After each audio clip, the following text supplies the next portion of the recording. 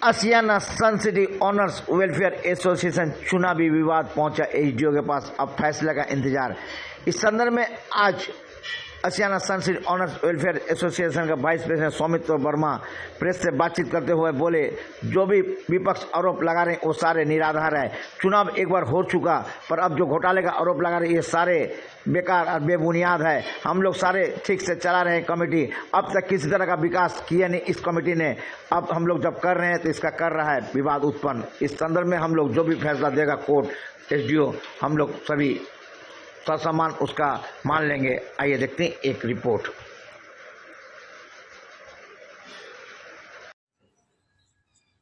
उनको बैन किया है इलेक्शन का किसी प्रक्रिया में आने से। सेकंड टीवी में वो लोग पूरी तरह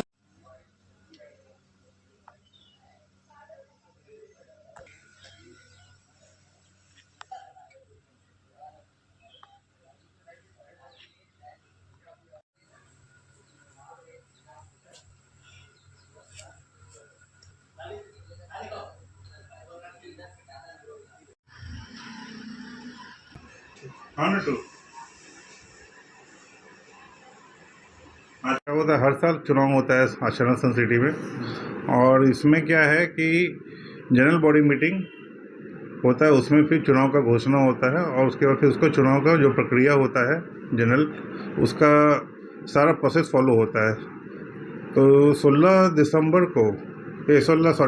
मार्च को हमारा जनरल बॉडी मीटिंग हुआ था, जिसमें कि जो इलेक्शन ऑफिसर होते हैं उनका नियुक्ति होता है। वो जनरल बॉडी मीटिंग करते हैं, के लोग करते हैं, जिसमें कि 3 लोग नियुक्त हुए। आरएम सिंह, ये अमरेंद्र जी और एक डॉक्टर सिन्हा।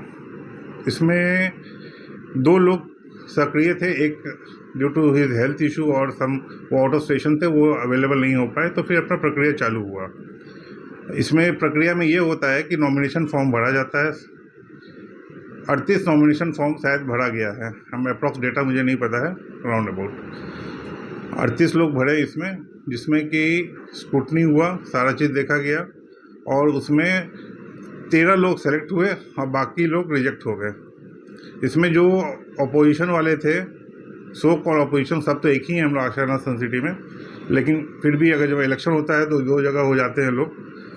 तो क्योंकि हमारा ये नहीं होता है, बात विचार उसमें मिलता नहीं है, तो वो लोग में सारे लोग रिजेक्ट हो गए।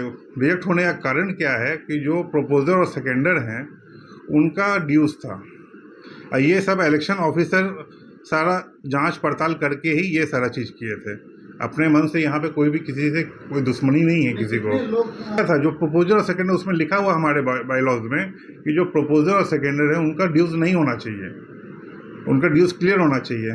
अब जो आप मान लीजिए नॉमिनेशन आप भरे हैं और आपका जो प्रपोजर और सेकेंडर होगा उसका अगर ड्यूज है तो आपका नॉमिनेशन कैंसिल हो जाता है, कैंसिल हो गया। अच्छा। तो वही एक सबसे बड़ा मेन जो बॉटल नेक है वही है। अब उसी का जांच हो रहा है। वो लोग इस पे क्वेश्चन कर दिए इलेक्शन ऑफिसर पे कि भाई कि ये लोग बायस्ड हैं, मतलब कि ये लोग अपने मन से ये किए, लेकिन अपने मन से क्यों करेंगे? जो डेटा है ऑफिस में रखा हुआ उसी के बेसिस पे किए, कोई मतलब ही नहीं है। मान लीजिए आपने फॉर्म भरा है, फॉर्म भर के दिया है, तो मैंने उस पेपर पे मैं क्या कर लूँगा?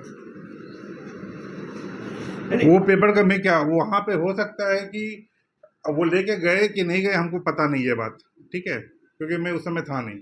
लेकिन अगर वो पेपर ले भी गए या जो भी किया ऑफिस में ही रखा है, तो उस पेपर में क्या आदमी कर सकता है? कुछ तो नहीं कर जाते हैं लोग, पूरा रजिस्टर ले जाते हैं घर, जो है वो लोग अपना घर रजिस्टर ले जाते हैं। सर्वसम्मति से हुआ है, इससे पहले हमेशा सर्वसम्मति से ही हुआ है ये लोग। हाँ, तो अब उनको क्या हो गया कि सब तो नॉमिनेशन कैंसिल हो गया उनका ना। तो अब तो उनको चाहिए कि भाई अब क्या करें। ये दिया हुआ है, सारा चीज़ हमारे एसडीएम ऑफिस में भी दिया हुआ है, सारा डिटेल्स दिया हुआ है, जांच हुआ है, रिपोर्ट आना बाकी है। जो जांच होगा उसको एक्सेप्ट किया जाएगा। भाई उस थाना में तो यही लिखित ये किया गया है कि भाई वहाँ पे, क्योंकि जब हम लोग हैंड ओवर लेने गए तो हमें हैंड ओवर नहीं किया गया, राइट, सना हम लोग दर्ज किए हैं। उसमें ये कि वहाँ पे हम लोग को ये नहीं, तो वो थाना इंचार्ज जो थे वो बहुत अच्छा ये बताएं कि भाई वहाँ हमने भी एक ताला लगा दिया था। वो लोग तो वो तो सारा पेपर्स लेके गए हैं, अभी तो कोई फैसला आया नहीं। टेस्टिंग कमेटी जो चल रहा था पहले से, अभी उसी में से 2 आदमी 3 आदमी काम कर रहे हैं। जनरल ऑफिस काम हो रहा है, जो भी जरूरी है वो काम हो रहा है। अभी डिसीजन अभी नहीं ले सकते हैं अनटिल बहुत अर्जेंसी ना हो। ठीक है, अभी कोई जनरल बॉडी मीटिंग नहीं होता, तो ऑलरेडी खत्म हो चुका है। कमेटी तो बनना ही है ना, सफर कर रहे हैं कोई भी चीज। और जब साल भर से कुछ काम नहीं हुआ हो, हम लास्ट ईयर तो हम लोग छोड़ दिए थे, हम लोग कोई कंटेस्ट ही नहीं किए, तो आप लोग कोशिश नहीं तो छोड़ दिए थे कि चलो भाई आप लोग चला लीजिए सोसाइटी, यही कारण था। इस बार फिर देखिए 1 साल में सोसाइटी हमारा डिग्रेड हो गया है। इनके तरफ से क्या, वो जो वहाँ पे ये जो है यहाँ पे मेन है आर.के. झा, राजीव कुमार झा जो हैं, जो अभी एग्जिस्टिंग अभी अपने आप को बोल रहे हैं कि हम जनरल सेक्रेटरी बन गए हैं। ठीक है ना, ये अपने आप को बोल रहे हैं कि हम तो उनका जो टीम है पूरा टीम है, वो लोग सब सारे विवादित। पता है जब इलेक्शन हो चुका है, आप अपने मन से जनरल बॉडी बुला लीजिएगा, 15-20 आदमी 50 आदमी का बुला लिए पूरा। उसमें क्या होता है, जनरल बॉडी मीटिंग में ना सिर्फ ओनर्स जाते हैं, आप अपने वाइफ को भी ले गए, अपने बच्चे को भी ले गए, सबसे साइन करवा लिए, ऐसा थोड़ी होता है क्या? तो पहले जांच, जो रिपोर्ट आएगा इलेक्शन जब होगा तो फिर इलेक्शन देखा जाएगा, उस समय हमारा टीम डिसाइड करेगा क्या करना नहीं करना। मेरा नाम सौमित्र वर्मा है और मैं आशियाना E109 में रहता हूँ, और अभी एग्जिस्टिंग जो अभी इलेक्शन हुआ उसमें मैं एज अ वाइस प्रेसिडेंट चुन के आया। सोसाइटी 1 साल में कुछ प्रोग्रेस नहीं किया है। हम लोग जो है कि साल में हर साल आदमी को प्रोग्रेस करना चाहिए ना। आपका सोसाइटी का कोई भी चीज़ नया उसमें कुछ बना ना, कुछ अपग्रेड हुआ। जो टूटा है वो टूटा है, जहाँ गड्ढा खुदा हुआ है, ना गार्डनिंग अच्छा है, ना स्विमिंग पूल का रख रखाव बढ़िया है, ना कुछ है, कोई भी अब ये नहीं है। हमारे बच्चे हैं यहाँ पे, बड़े हो रहे हैं, खेलेंगे, इतना अच्छा सुंदर सा सिक्योरिटी गार्ड घटा दिया गया भाई। अभी तो ये लोग बंद भी इलेक्शन में ऐसा इन्वॉल्व हो गए, ये लोग 5 दिन तो अपना कैमरा बंद करके रखे हुए हैं। तो पहला ये है कि सबसे पहले तो हमको अपना सिक्योरिटी को ठीक करना है। ठीक है, रोड्स टूटे हुए हैं, वो अभी तक नहीं बना है। पाइपलाइंस हैं, पानी का भी दिक्कत हो रहा है। कहीं ये लोग आइडेंटिफाई नहीं कर पा रहे हैं कि पानी कहाँ जा रहा है टैंकी में।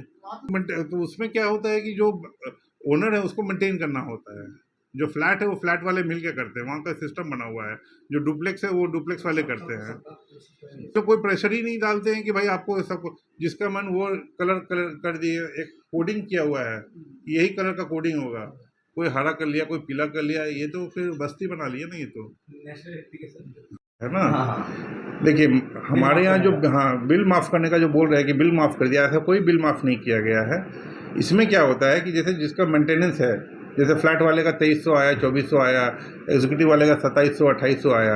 अब जो लोग नहीं रह रहे हैं, उनका घर बंद है, तो उनका पाइलअप होके हो जाता है 1 साल 1.5 साल में आए। अब किसी का हो गया जो बाहर है, फॉरेन में है या कहीं है, तो उनका हो गया 3 लाख 2.5 लाख 4 लाख हो गया। अब हमारे यहाँ सिस्टम क्या है कि हर 3 महीना तक अगर आप 3 महीना तक अगर बिल पे नहीं किए तो आपको 300 रुपया आपको पेनल्टी पर मंथ लगता जाता है। यही पाइलअप होते होते उस पर 300 रुपया पाइलअप होते होते, अब जिसका 1.5 साल से 2 साल तक अगर पेमेंट नहीं किए हैं तो उनका एक लमसम अमाउंट ज़्यादा हो गया। मान लीजिए किसी का 50,000 हो गया, 60,000 हो गया, वो पेनल्टी अमाउंट।